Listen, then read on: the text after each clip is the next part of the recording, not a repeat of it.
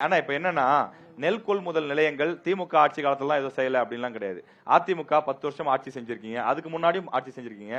மற்ற மாவட்டங்கள்ல போதுமான நெல் கொள்முதல் நிலையங்கள் இல்ல பாதுகாப்பு கிடங்குகள் இல்ல அப்படிங்கிற குற்றச்சாட்டு இருந்தாலும் தமிழ்நாட்டின் நெல் களஞ்சியம் அப்படின்னு தஞ்சாவூரை சொல்றோம். நீங்களே பல மேடைகள்ல அதை பெருமையா பேசியிருக்கீங்க. அப்ப நம்மளுடைய ஆட்சி காலத்துல தேவையான விஷயங்கள் செஞ்சு கொடுத்துருக்கணும்ல, ஏன் செய்யல? கழக ஆட்சியில செய்யலன்னு எந்த ஆதாரத்தின் அடிப்படையில் செய்யல அப்படின்னா இப்ப ஏன் இந்த கிடங்குகள் இல்ல?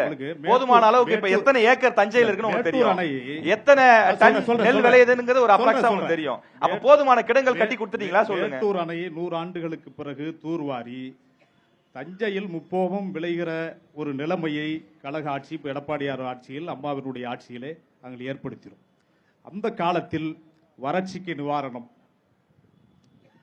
புயலுக்கு நிவாரணம் வழங்கி பயிர் இன்சூரன்ஸ் காப்பீட்டு திட்டத்தை முதலாக கொண்டு வந்து பாதிக்கப்பட்ட பயிர்களுக்கு வழங்கினோம்.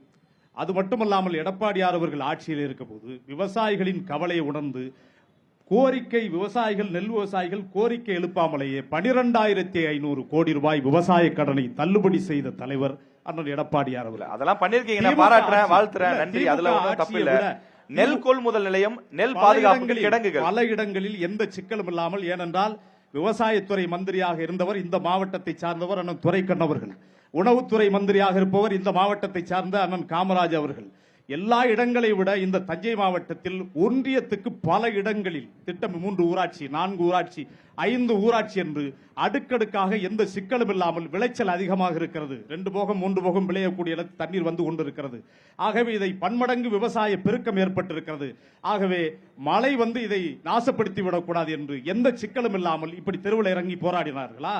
வானிலை அறிக்கை சொல்கிறது 3 நாளைக்கு கடுமையான மழை பெய்ய போகிறது. துணை முதலமைச்சராக இருக்கிறவர் என்ன செய்தார்? விவசாயிகளே சொல்லிட்டாங்க.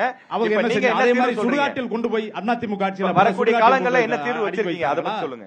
அந்த சிக்கல் இல்லை. இந்த விவசாயிகள் பிரச்சனை அதிமுக திமுகவை நீங்கள் வந்து ஒரே இலக்கில் வைத்து பார்க்க கூடாது.